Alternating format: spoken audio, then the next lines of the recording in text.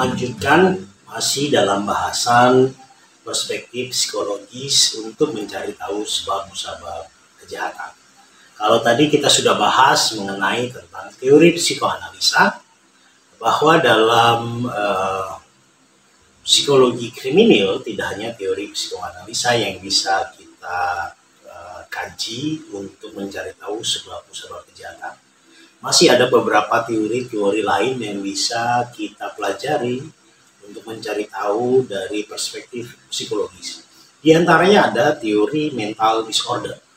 Dalam teori mental disorder, ada beberapa lagi yang bisa kita kaji secara lebih mendalam lagi untuk mencari tahu bagaimana sih dalam persoalan psikologi seorang penjahat hingga dia bisa melakukan satu kejahatan. Mari kita bahas satu persatu. Dalam teori mental disorder, setidaknya ada 3 yang bisa kita bahas kali ini. Ada psikopat, ada psikosis, dan juga neurosis. Ini adalah 3 karakteristik persoalan psikologis dalam diri seseorang. Namun, kita nanti akan membedakan ketiga bagian ini satu persatu yang akan kita kaji bagaimana penyimpangan kepribadian ini yang kemudian bisa menyebabkan kekacauan atau mental disorder dari seseorang sehingga dia bisa jadi melakukan satu kejahatan. Yang pertama adalah psikopat. Apakah psikopat itu? Psikopat adalah kepribadian yang ditandai dengan ketidakmampuan belajar dari pengalaman, kurang dapat bersosialisasi dengan masyarakat, dan tidak merasa bersalah. Jadi kita bisa lihat di bahasan sebelumnya kita memahami bahwa betapa pentingnya satu proses pembelajaran di masa kecil tadi. Salah satu di antaranya, jika ada seseorang tidak mampu melakukan proses pembelajaran yang baik dari pengalamannya dia, sehingga dia memunculkan ada rasa tidak bersalah dan juga dia tidak mampu bersosialisasi dengan baik, ini sudah bisa masuk dalam kategori awal seorang psikopat. Hati-hati. Sementara psikosis adalah bentuk disorder mental atau kekalutan jiwa yang dicirikan dengan adanya disintegrasi kepribadian dan terputusnya hubungan diri dengan realitas. Jadi dia merasa dirinya hidup dalam dunia lain yang berbeda dengan dunia yang sedang kita alami. Dia kemudian tidak bisa membedakan apa perbuatan yang dia lakukan ini satu perbuatan yang baik atau perbuatan yang buruk. Dia tidak bisa membedakan apa yang dia lakukan ini satu hal yang dilarang atau tidak. Dia tidak bisa membedakan apakah ini satu kejahatan atau bukan, apakah ini melukai orang lain atau tidak. Ini yang kemudian kita pahami sebagai, dengan istilah singkatnya, orang gila. Dia tidak berada dalam realitas yang sama dengan kita. Pikirannya dia kemudian dia berada di satu alam yang berbeda dengan yang sedang kita alami saat ini. Apa yang kita lihat mobil belum tentu dilihat juga mobil oleh orang yang memiliki persoalan psikosis. Bisa jadi dia kemudian melihatnya naga atau macan atau apapun yang bisa dianggap bisa mengancam dirinya dia, sehingga dia tiba-tiba bisa melempar benda itu. Benda yang kita lihat mobil, tetapi orang ini melihatnya sebagai macan misalnya. Sehingga apa yang dia lakukan, dia rasa benar, dia pikir benar, tetapi kita orang lain melihat dalam kondisi normal, maka orang ini kemudian tidak normal. Dia berada di dalam realitas yang berbeda karena terputus hubungan dirinya dia dengan realitas. Yang ketiga, tadi selain psikopat, psikosis, ada juga neurosis. Neurosis dapat diartikan sebagai ketakutan yang tidak wajar terhadap bahaya atau sesuatu yang tidak ada sama sekali. Nah, neurosis ini juga ada beberapa tahapannya lagi dalam ilmu psikologi, tapi kita tidak akan membahas itu lebih jauh karena tentu ada keterbatasan dalam ilmu kriminologi. Contoh sederhananya yang misalnya neurosis ini akan berkaitan dengan fobia-fobia, ada ketakutan terhadap gelap, ketakutan terhadap ular dan lain sebagainya. Nah, dalam hal kriminologi kemudian ini ada ketakutan yang tidak wajar terhadap bahaya atau sesuatu yang tidak ada sama sekali. Jadi dirinya selalu merasa dalam kondisi terancam. Apa yang dilakukan terhadap orang yang berada dalam kondisi terancam? Tentu dia akan melakukan perlindungan dirinya dia sendiri. Tentu dia akan mempersiapkan alat-alat, benda-benda, senjata, hal-hal yang dapat melindungi dirinya sendiri. Sehingga dia akan siap dengan ancaman-ancaman yang akan datang terhadap dirinya dia. Meskipun orang lain kemudian melihatnya satu hal yang biasa. Tapi dirinya kemudian merasa dia berada dalam kondisi mencekam, dalam kondisi yang berbahaya, kondisi dalam diteror sesuatu yang dia sendiri tidak bisa menjawab itu. Sehingga ketika ada orang yang bertingkah laku biasa, lalu kemudian dia meresponnya menjadi satu hal yang overacting, berlebihan sehingga merugikan orang yang sebenarnya tidak melakukan apapun terhadap dirinya dia. Tetapi dia merasa dirinya berada dalam kondisi terancam. Kalau dalam posisi ini dia masih berada dalam kondisi kejiwaan yang sadar. Berbeda dengan psikosis tadi. Itu orang yang terputus dengan realita. Ya, seperti orang gila tiba-tiba melempar batu kepada orang lain yang dia biasa saja lalu kemudian dia pergi. Tetapi kalau untuk neurosis dia sebenarnya dalam kondisi normal, cuma ada ketakutan yang berlebihan dari dalam dirinya dia sehingga dia melakukan perbuatan-perbuatan yang bisa jadi masuk dalam kategori kejahatan. Baik, dari tiga itu kita akan bahas lagi lebih lanjut mengenai psikopat. Psikopat ada satu tokoh psikopat modern yaitu J.L. Koch. Koch mengatakan bahwa psikopat adalah satu kelainan pokok yang bersifat tetap dari watak, bukan penyakit seperti psikosis tadi sebagaimana saya gambarkan, bukan kerusakan kecerdasan seperti feeble-minded atau lemah pikiran. Tetapi di antara itu semua ada persamaan di mana bentuknya yang khas ini merupakan satu keadaan rusak yang tetap atau menurut Koch stationary defective condition, satu kondisi kerusakan yang tetap. Dia bukan merupakan psikosis tadi yang terputus hubungan dirinya dengan realita, tidak bisa membedakan mana baik mana benar, tetapi ini masih sama dalam kategori kerusakan kejiwaan yang tetap.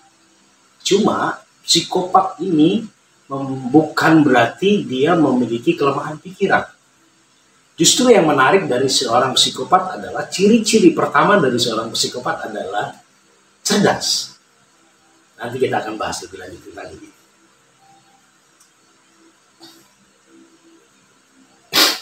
Ada seorang psikolog yang bernama Cleckley. Cleckley membuat beberapa ciri-ciri dari seorang psikopat. Menurut Cleckley, psikopat ciri-ciri yang pertama adalah superficial charm and average intelligence. Artinya apa? Dia memiliki charm, pesona, dan juga kecerdasan di atas rata-rata. Ini ciri utama. seorang psikopat itu dia memiliki daya tarik yang cukup kuat karena juga kepintarannya dia. Bisa jadi karena dia pandai berbicara, pandai menarik perhatian, pandai melakukan sesuatu sehingga dia akan mudah sekali menarik korbannya dia. Ciri kedua menurut Cleckley, absence of nervousness and neurotic manifestation. Jadi tidak adanya keraguan-raguan, tidak adanya kekhawatiran, nervous, nggak ada itu dalam dirinya dia. Itu dia melakukan segala sesuatu itu dengan percaya diri, dengan mantap dia melakukan berbagai hal. Tidak ada ragu-ragu, tidak ada nervous, tidak ada ketakutan, dan dia bisa melakukan manifestasi dari pikiran-pikirannya dia. Yang berikutnya ada sifat unreliable, tidak dapat andalkan karena dia bersifat kemudian mudah berbohong. Kalau orang yang mudah berbohong itu nggak bisa diandelin. Contoh aja janji, ya, kita lakukan janji jam 9, tetapi kemudian dia sebenarnya tidak sanggup untuk bangun jam 9 dan dia biasanya bangun jam 11 atau jam 10, jam 12, tentu kita tidak dapat mengandalkan orang-orang seperti ini. Dia tidak bisa diandalkan, unreliable. Dan berikutnya, ciri dari psikopat menurut Cleckley adalah lack of remorse or shame. Ini yang cukup dominan bisa kita lihat dalam karakteristik seorang psikopat. Lack of remorse, kurangnya rasa bersalah, kurangnya rasa menyesal atau malu dalam diri dia. Bahkan bisa jadi tidak ada. Contoh misalnya, kalau orang yang betul-betul menyesal, tidak mungkin dia melakukan perbuatan membunuh seseorang hingga lebih dari 1 kali. Kalau ada penyesalan dalam dirinya dia, tentu dia akan bertobat dan tidak melakukan lagi. Kita bisa lihat jagal dari Jombang misalnya, si Ferry Idam itu, lalu kemudian dia bisa membunuh 15 orang. Pasti tidak ada, atau bahkan mungkin misalnya kurangnya rasa bersalah dalam dirinya dia atau rasa malu. Kalau dia memiliki rasa bersalah, tentu tidak akan melakukan lagi, tentu tidak akan memotong atau melakukan mutilasi terhadap korbannya dia. Dari ciri berikutnya adalah poor judgment, adanya proses penilaian yang buruk dalam dirinya dia. Dia tidak mau tahu apakah orang ini kemudian nanti akan merasakan kesakitan atau tidak. Dia akan merasakan penderitaan atau tidak korbannya. Dia tidak mau tahu. Dia karena rasa bersalahnya itu berkurang, penyesalannya itu tidak sedikit, maka dia akan melakukan apapun yang menurut dia itu akan dia lakukan. Berikutnya ada pathological egocentricity dan incapacity to love. Jadi ada persoalan egosentris dalam pikiran atau kejiwaannya dia.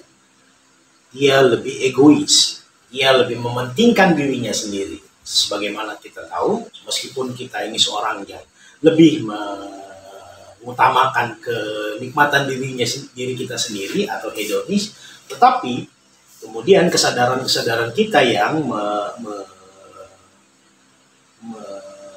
kesadaran kita kemudian yang menyelamatkan kita bahwa tidak perlu kita begitu egois, bahwa kita hidup bersosialisasi. Orang yang egois tentu dia lebih mengutamakan dirinya sendiri, mengutamakan kesenangannya sendiri.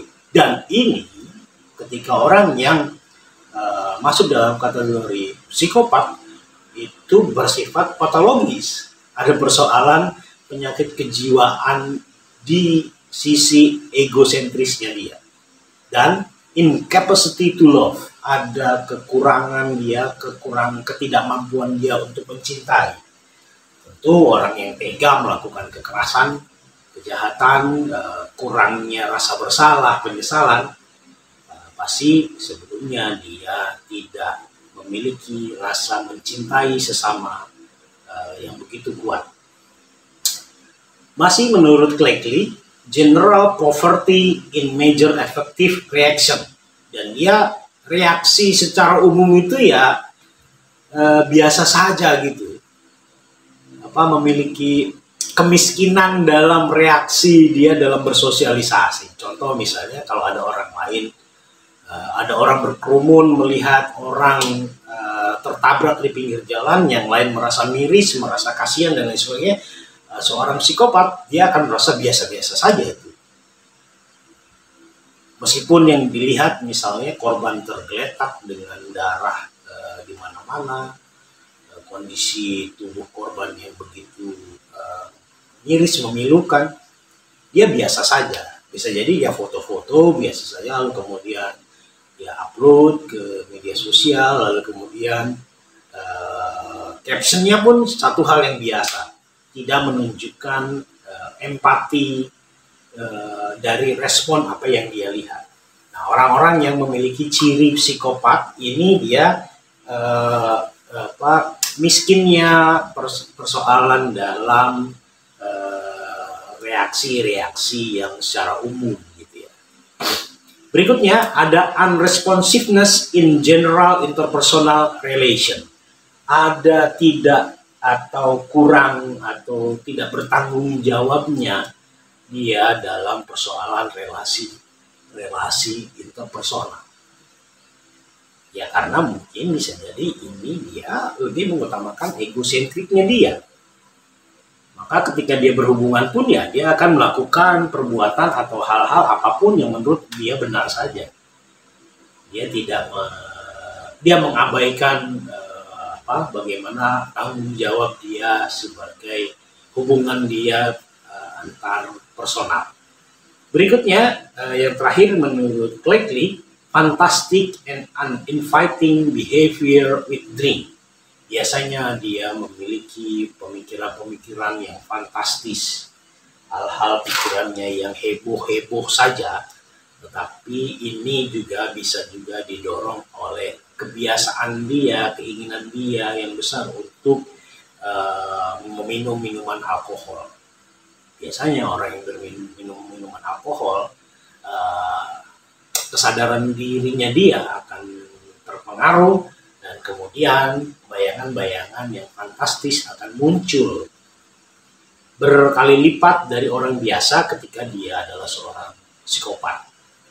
Ya, demikian tadi ciri-ciri yang bisa kita lihat dalam seorang psikopat menurut Cleckley.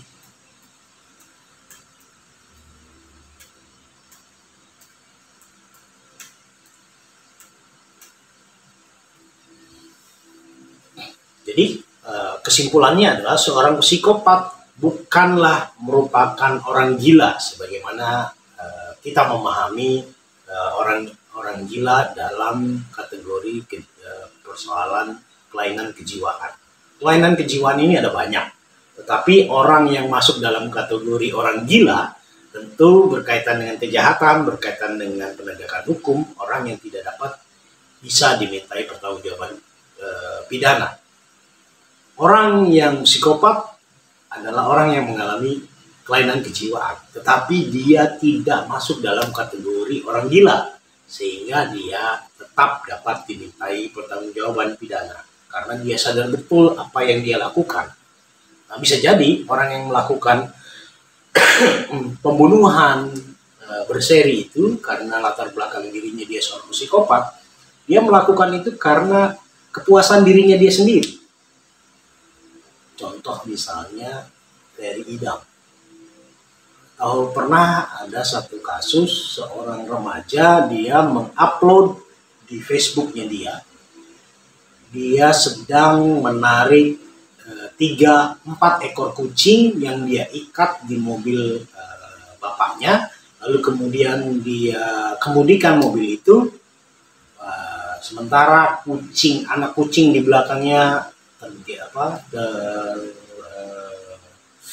tertarik di mobilnya, dan kemudian dia merasa senang, dia merasa puas atas tindakannya dia itu.